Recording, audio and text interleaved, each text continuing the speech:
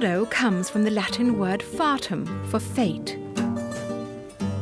Born along the waterfront, in alleys and taverns, the mournful, melancholy songs of Fado speak of life, struggle and passion. Por ti, chorei e sofri, até fui louca. The genre originated in Portugal in the early 1800s and quickly took its place as the music of the country. Não sei se é por ti. Most Portuguese need but one word to describe Fado, saudade, which loosely translates to longing. Da minha vida. Fado é uma paixão, né? O fado nasce já com carreira. I always say you are born with Fado. Fado is jealousy. Fado is pain. Fado is love and betrayal. Fado is everything that we feel. Even as a child, when I listened to Amália Rodrigues, our queen of Fado, I knew I was destined to follow the same path.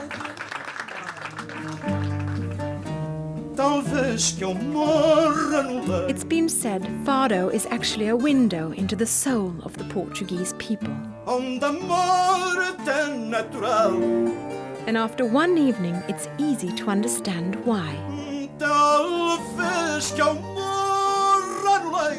Fado as an art form is held in such high regard, it's part of the UNESCO Intangible Cultural Heritage List.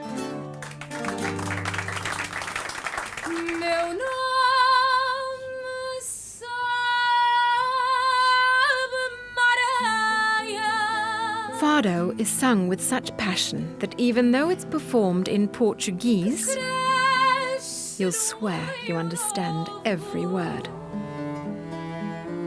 Fado will touch you. O fado é tudo aquilo. We all have Fado inside us. We just need to have the courage to let our souls speak to the world.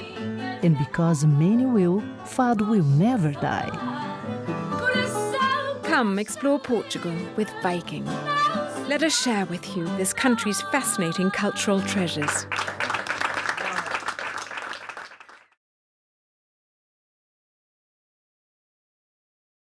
Rui Paula is one of Portugal's top chefs, and today he's going to share his interpretation of bacalhau.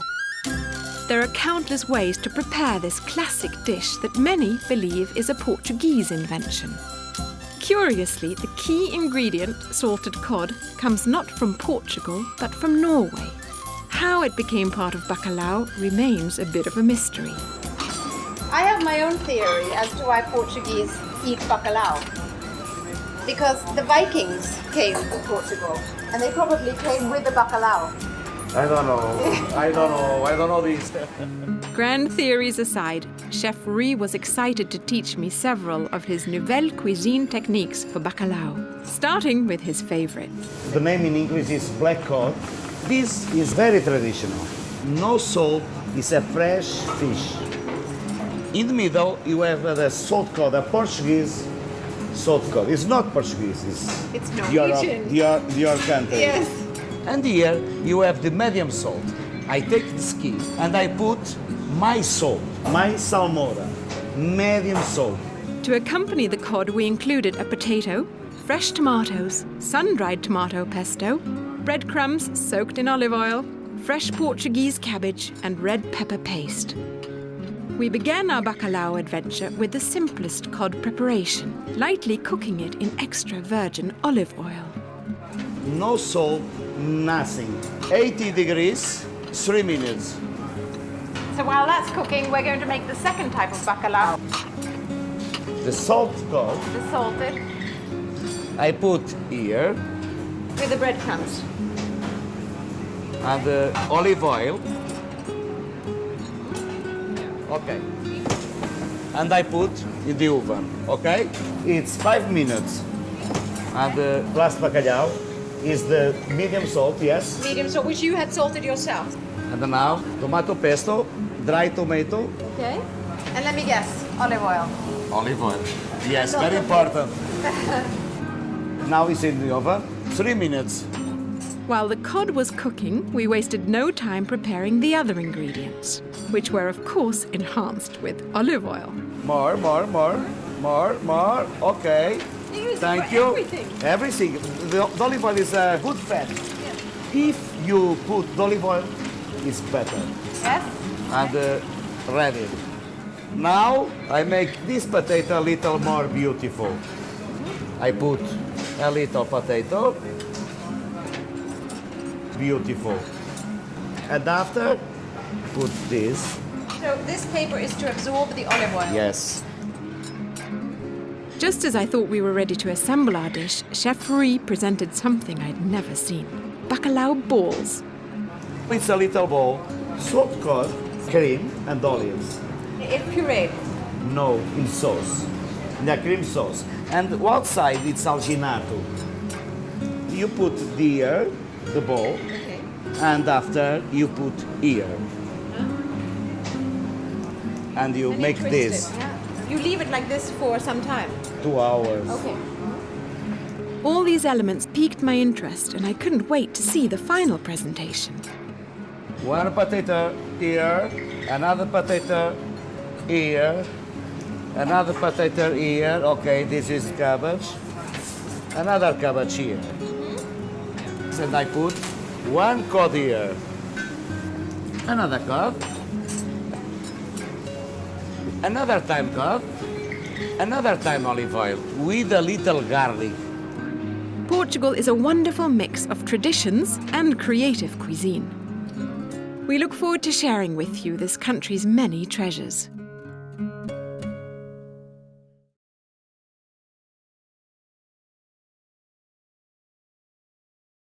Today we're going to cook leite crème, which is the Portuguese version of crème brûlée. And Francesco is going to show us how very easy this is. Então, pomos o leite, So we take milk. This, by the way, is going to make about a liter, un litro. 1 liter of leite crème or of crème brûlée. And 1 liter is for 6 personas. sim, 6 pessoas. 1 liter will suffice for about 6 people. Com 1 litro pomos ovos, We take 6 egg yolks. Shall I stir? sim, sim. Yeah, these are nice fresh Portuguese eggs.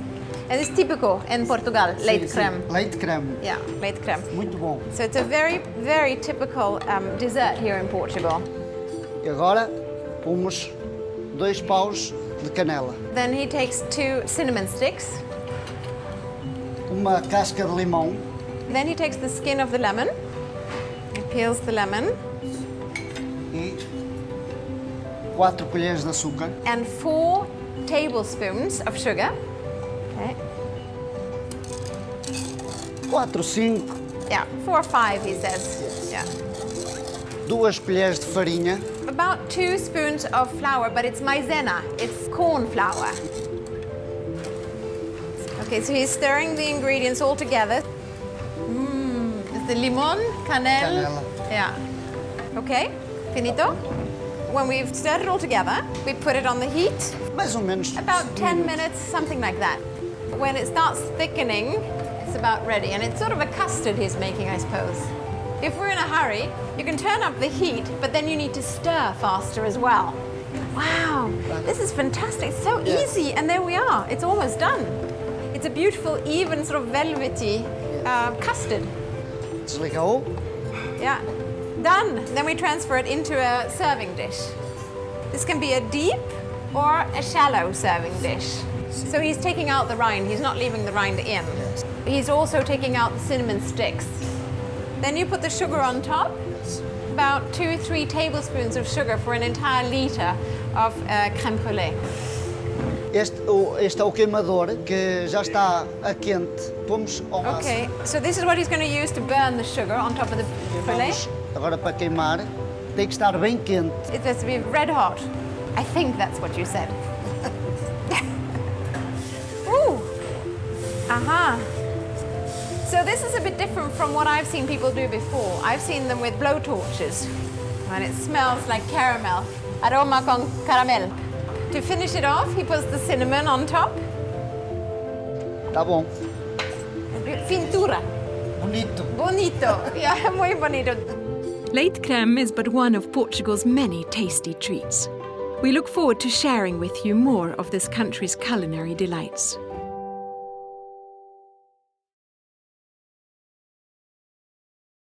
A delicious sweet wine forever linked with Portugal is port. The formula was discovered by two Englishmen in the 17th century at a monastery in Lamiego. The abbot there used brandy in his winemaking to stop fermentation, creating the taste the world soon came to love. In the passing centuries, the Douro River Valley blossomed into a major wine region. The tasty grapes thriving in this unique microclimate. Though the views are breathtaking, less than 20% of the land is arable, yet there are 155 grape varieties in this extreme environment. Temperatures here can reach 40 degrees Celsius, with no rain for weeks on end. But the soft rock just below the surface is easily split, allowing the roots to reach down sometimes 60 feet in their quest for water. Fighting these elements for centuries, the vineyards have grown so strong they rarely need pesticides. Back in 1756, the Douro Valley was established as a protected wine-producing region, the world's first. And today it's a UNESCO World Heritage Site. At small estates called quintas, you can still experience a tiny bit of what the harvest must have been like. And you can sample Portuguese wines, which have developed a reputation for superb taste and value. Some of the most notable are the ports. Ruby, the youngest port. Tawny, which spends 6 or more years in oak. And Muscatel, a sweet wine from the muscat grape. Another favourite is Vinho Verde from the Minho region, a young wine with a slight effervescence. And of course there's Matus Rosé, known worldwide for its iconic bottle. The palace on the front is still here and is a vivid reminder of just how much wealth the grapes of this region created. Another symbol of the historic wine boom is the typical Rebello boat with its clinker-built design. They're a hybrid between the gondolas of Venice and the longships of Northern Europe, which is a very strong indicator that the Vikings were here long ago. The versatile Rebello boat played an essential role for centuries, since navigating the once free-flowing river required immense skill. Porto, once the final destination for all the Douro Valley wines, still holds remnants of its bustling past. Restored Rebello boats bob quietly in the harbour. The immense portside caves are still busy aging young port wines. And the docks are now perfect for exploration. Join Viking and let us share with you the best of Portugal's wine country.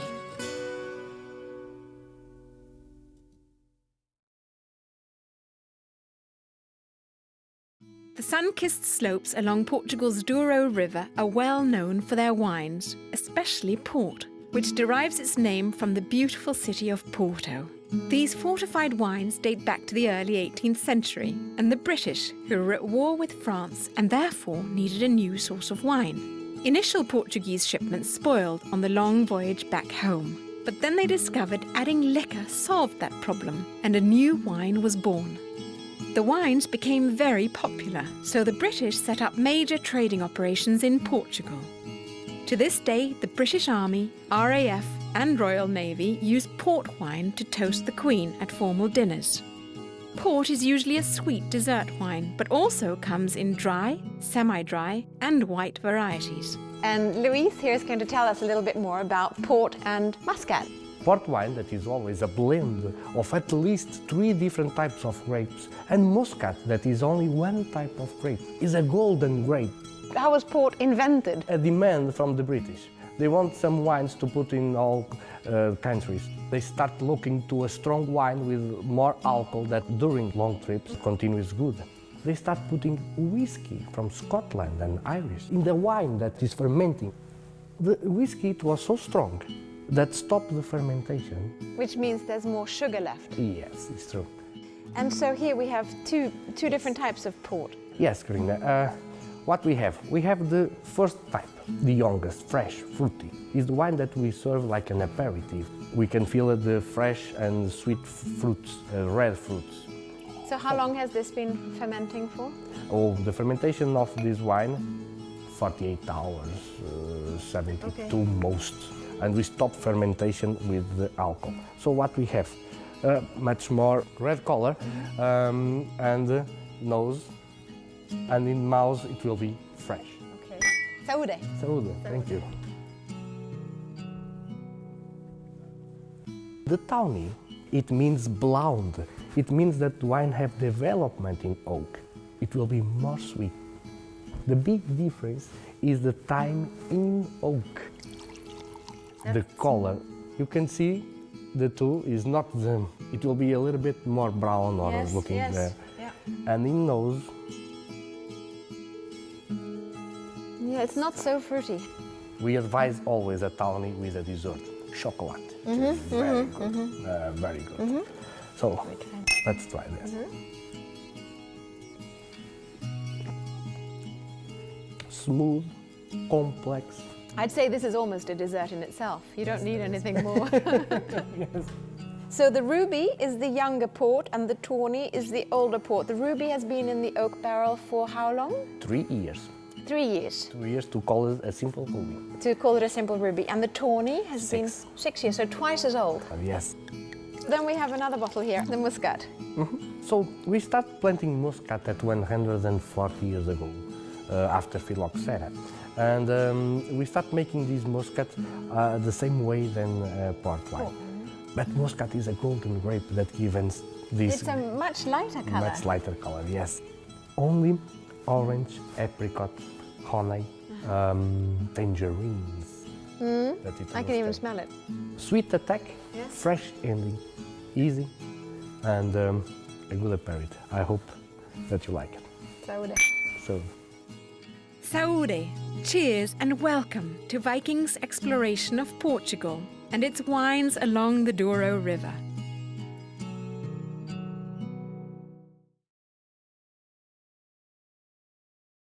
In Portugal, there are lots of quaint towns where family traditions remain strong. Bread has been made the same way in this Portuguese family bakery for centuries. I'm in the middle of baking bread with Dona Manuela. Wait until you meet her. Come on in. Dona Manuela really lives to bake. Her spirit is truly infectious, and I soon couldn't help but join in. I love the smell of yeast. The combination of ingredients and dedication has made her a local legend. The ingredients of this very special local bread are very simple. It's water, flour, salt, and yeast. But the secret is the water from the local mountains. The water is filtered by the stone and helps my bread taste like no one else's. I could have worked for a large bakery, but I love it here because every loaf can be baked just right. This old-fashioned way of baking bread is very manual, quite organic, and also very sustainable. Dona Manuela's husband goes out into the forest, clears it of much of the brush, and all of this gets used in the bread oven. So this is what fuels the bread baking. And the government is very supportive of this because brush clearing helps prevent forest fires. This is the real Portugal, where you can still find great joy in the simple act of sharing. My record! Now you can bake with Dona Manuela too, as part of a Viking world experience. Obrigada! I hope that all the guests of Viking will come to visit my bakery, and I very much look forward to seeing you soon.